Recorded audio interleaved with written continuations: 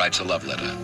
On paper, he sets down the tender, endearing words meant only for the one he loves. And when I saw the sweet light in your eyes that your photograph reveals, I knew that we had to meet, that those eyes could not lie, that I would be happy only if I could look into them.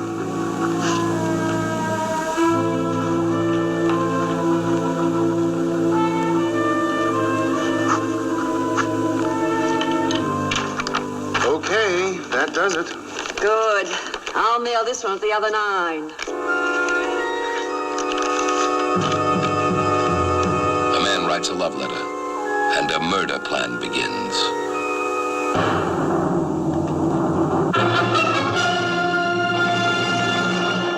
The stories that shock a nation, move them, make them laugh, begin here. Like this one.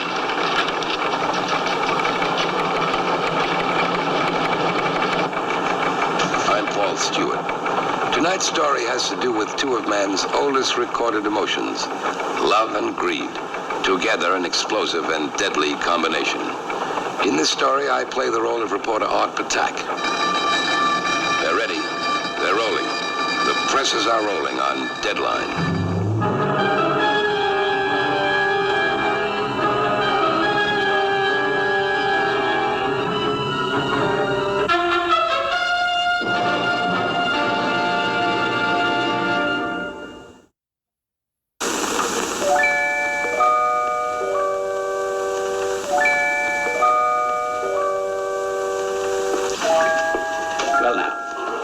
This is the first time you've actually seen each other, and it's bound to take a little time to get acquainted. But I just want to tell you this, Miss Kennedy, and you too, Mr. Thompson. I've seen a lot of couples in my time, and you two make a mighty fine pair. I'd say Miss Kennedy was the better half. I want to thank you, Mr. Sherwin, for, well, arranging this meeting. We're listed as a business, Mr. Thompson, and strictly speaking, I suppose we are. Now, I've spent a lifetime getting people together. There just isn't enough togetherness in this world. And I want to tell you that when I meet 2 people such as you, not youngsters any longer, no, let's face it, 2 people such as you who meet in the full flower of their maturity, it gives me something that money can't buy.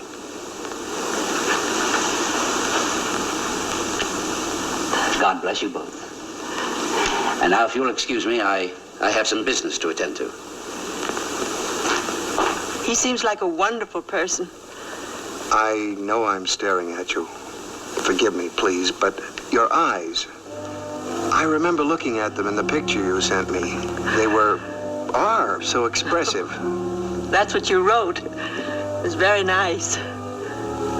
I like the picture you sent. Looks just like you. Not much to look like, I'm afraid. Hairline's not what it used to be. And when I shave, I can see a few new wrinkles every now and then. My father had strong character lines, too. I think that's the way a man ought to be. I know I'm presuming, but I want you to know I consider this one of the most important days of my life, Miss Kennedy. Wouldn't you be more comfortable calling me Flora? I know I would. One of the most important, Flora. And one of the most beautiful.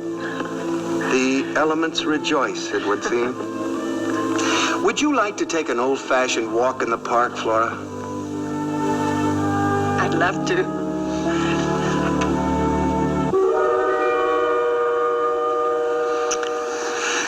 She'd better come through, Big.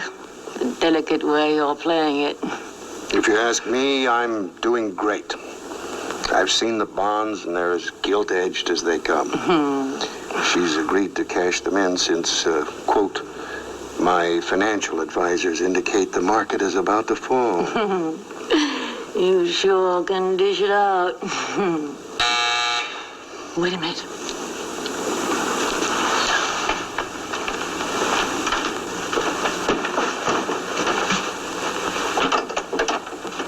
Darling, you you did find it after all. I was telling Marie you probably lost your way. No, it was easy from the hotel. I kicked myself for not picking you up, but I had some last-minute business. Flora, this is my sister Marie. I thought it was about time you two knew each other. I'm so glad to meet you. And I'm so happy to know you.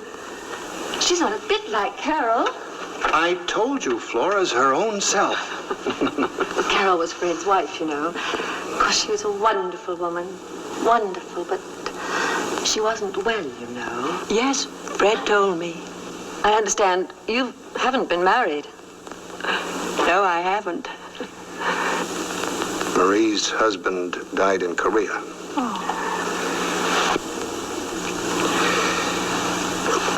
Now that you two know each other, no, I think I want to become serious. Marie, I wanted to do this in your house. Makes it kind of a family thing. And we're all the family either of us has left. Do what, Fred? Flora, I know this is somewhat sudden, but I've been thinking about it since that first minute at the club. Flora, will you do me the honor of marrying me? Fred. Oh, Fred, do you think it's quite fair? I mean, it's so sudden and nobody's made any preparations. And don't you think so, Flora? Well, Marie, we're old enough to know what we're doing. We're not children. I didn't say you were, but... Well, is there one good reason why we shouldn't make plans to get married? We love each other. We know each other. There's no financial question. I hope I'm speaking for you too, darling. yes, Fred. Well, I guess I'm outvoted. Flora, I'm very glad. Thank you. No, don't either of you move. Just stay there, right there. He makes everything sparkle. He's so full of life. Always been like that. And so thoughtful. Out to dinner every night.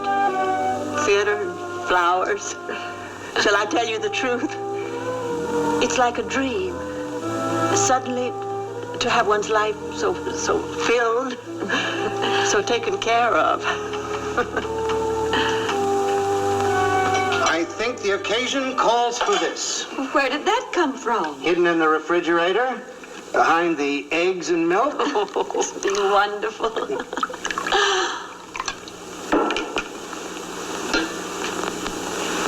Well, the best to both of you. To happiness.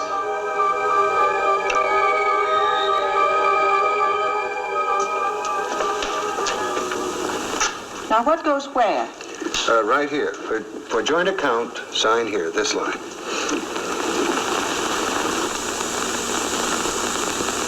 Darling, honestly, you don't have to put in your account with mine. I want to. I want it to be our account.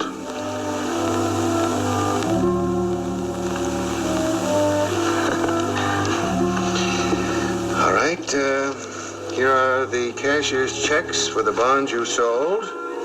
This is from the stocks, and here's my statement of account that we'll tender.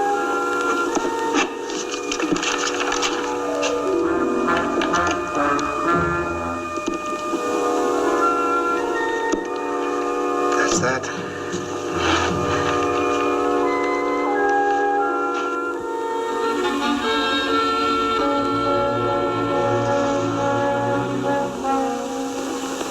What do you mean, no funds? How can that be? Only 5 days ago, we put in almost $30,000. Flora, what a surprise. Why didn't you tell me you were coming down? So glad you... Look here. I wanted to cash a check. He says there's no money, no funds. Honey, easy now. People are looking at us. But he says there's no money in the account. It's all right, darling, honest. All right? Darling, I had to have some cash right away. So, What? Flora, let's go somewhere and talk. You took out all the money? Why didn't you tell me about it last night? Flora, people are staring. Why didn't you say something about it? I can't even pay my hotel bill Quiet now. down, you hear me? You just better quiet down now. No. No. No, no. Laura. Lady, take that up with sanitation. This is the police department. Arthur, people are getting screwier and screwier. Except thee and me, Benny. Well, naturally, cops and newspapermen are exceptions. Please. Please help me. Save me. Please. Save you from what? Him. Who's him? He's coming after me. He took my money. You were robbed, lady? It was in the bank account. We were going to get married. And then it wasn't there anymore. His face. Oh, please, please. Just pull yourself together, lady, and tell us what happened. His whole face changed. His whole face. She changed. There you are. They told me you'd run in here. It's him. He's the one. Honey, please, it's going to be all right. Who are you? My name's Thompson.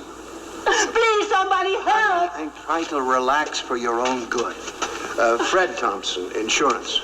She's only been out of the hospital 2 days. The doctor said she might, The things he said to me, the lies. Honey, I know, but we'll go on home now and you can forget all about it. Don't make me go with him. Everything seemed fine and then just ran right out of the house. You better call your doctor. As soon as I get her home. First thing. All my fault. I took her out against the doctor's advice. Now maybe I've hurt her instead of helping. She sure didn't want to go home with him. One thing I learned in this job, Art, is stay out of family fights. Don't take up sides. You only end up by being a loser no matter who wins. Take my word for it.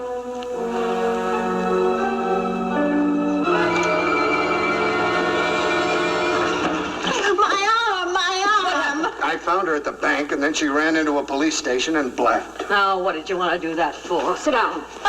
He want to talk to you. You're not his sister. I know you're not his sister. Aren't you smart?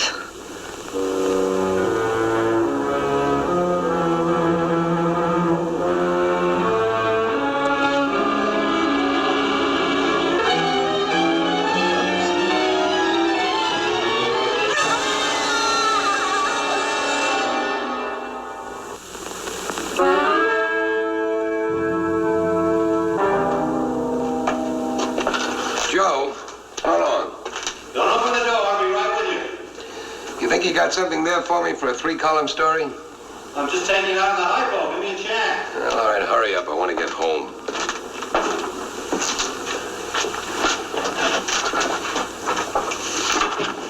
Oh, not too bad. Let's see. Yeah, not bad. You got a full face shot of this? Yeah, I think there's one here. How's that? That's better.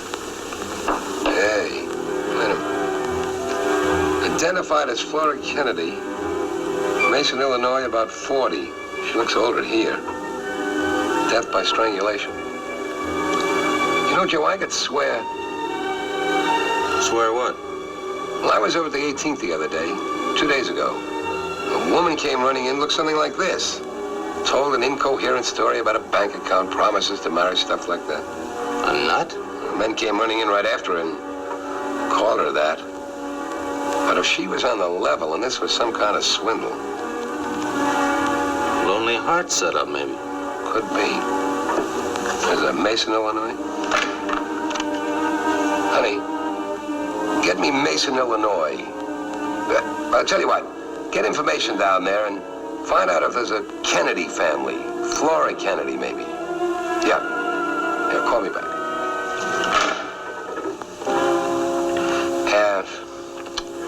Yes, Mr. Kennedy, it is terrible. But what I'm trying to find out from you is whether your sister had any correspondence with anyone here in Chicago before she left your town. Oh? Letters from a friendship club and somebody else. Yes, Mr. Kennedy. Well, could you give us the name of that friendship club? And that number you mentioned? Yes. Sunset Friendship Club, yes. And that number? 43970. Thank you, Mr. Kennedy. Thank you very much. Come on, Joe. Let's go get a taste of friendship.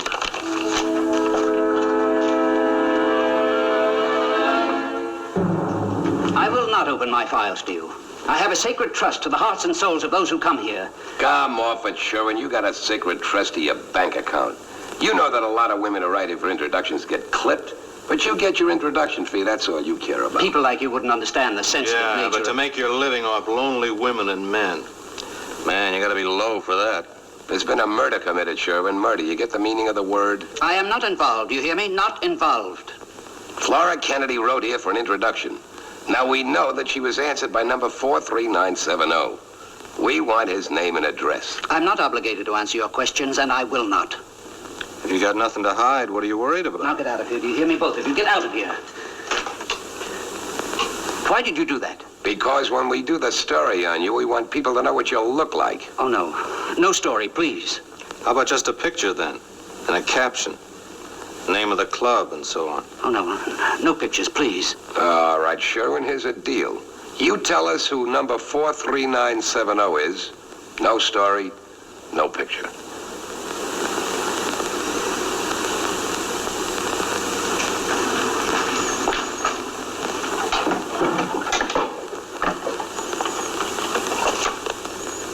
.43970 is Fred L. Thompson, 68 West Lake Avenue. Thompson. Fred Thompson. Why, he's been here again and again and again. You know what you run, Sherwin? You run a hunting ground. A bloody hunting ground. Come on, Joe.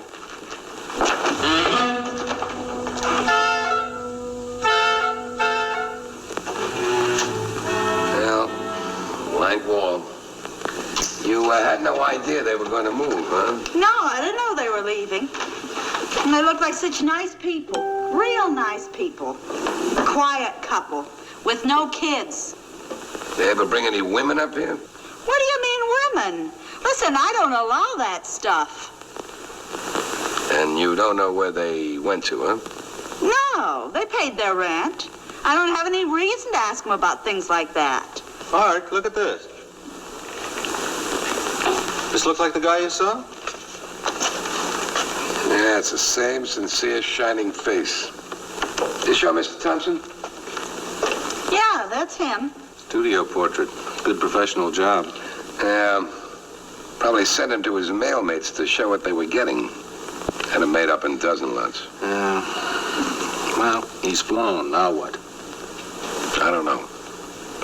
Well, we check this against the mugshots and see if he's ever been arrested before. Thanks, lady.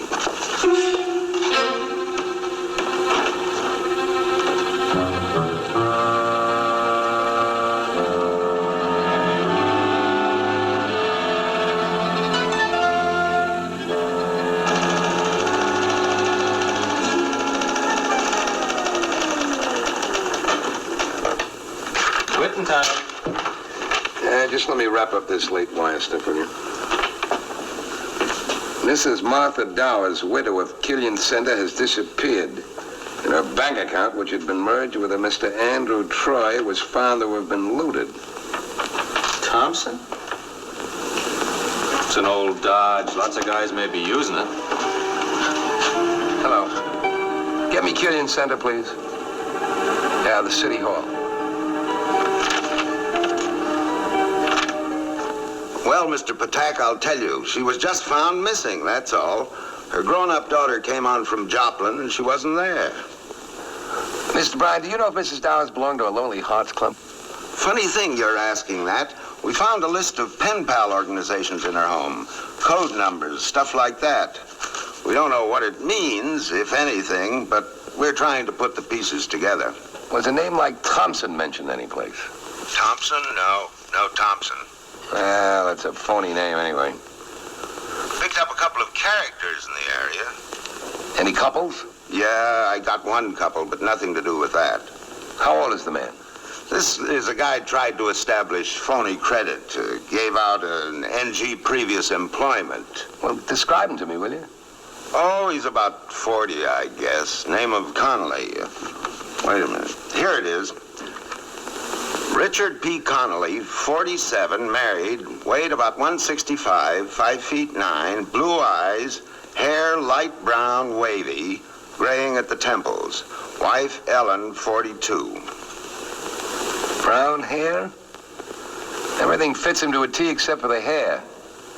Is he mixed up with any women? Any lonely heart stuff? I just told you, all I've got is this bad credit thing. Thanks. You want a copy of the picture of my boy? Sure. Send one along. Thanks.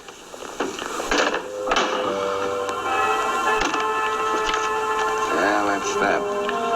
Lots of rats eating in the same pasture, huh? See that he gets a copy of this. Yeah, I'll check the studio that printed it. Cal Frank, 2215, Michigan. He does a lot of these portraits. I'll look up it for you.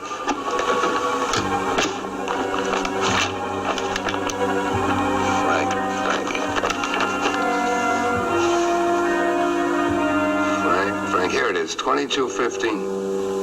I know that's Saul Frank. Same building.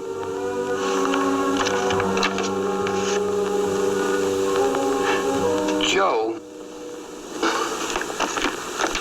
if you were Fred Thompson and you wanted to make yourself attractive to women, you'd do everything you could, wouldn't you? Well, of course. I mean, like, make big investments in clothes, shoes. What are you leading up to, Art? Look at this. Look. Saul Frank. Could be, boy. It sure could be. Get me Killian Center again.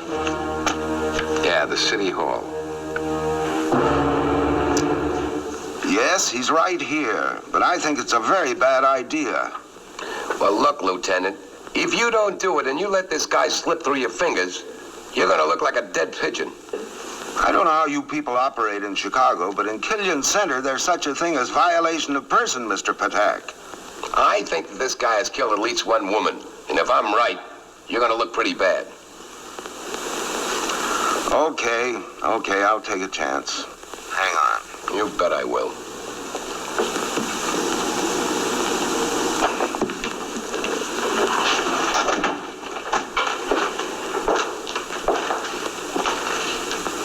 Is something the matter, Lieutenant? Just look straight ahead, would you?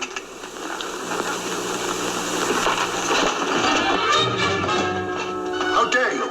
Well, I'll be... Just sit there. You were right. Bald as a coot. How did you know? Crazy luck, I guess.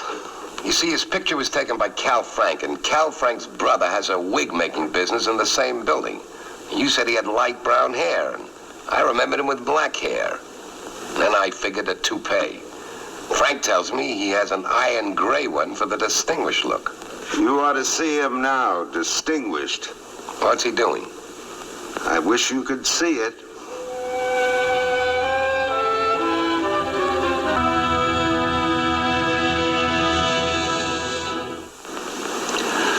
The follow-up that resulted from the confession of Fred Thompson was worse than anyone had imagined. The murders of at least 4 other women were definitely established, and the possibility of 3 others raised, although never proven. The Sunset Friendship Club was put out of business, and in April, Fred and Marie Thompson were extradited to another state to stand trial for murder. It was only the work of Art Patak and Joe Kordick which made that possible. On Deadline.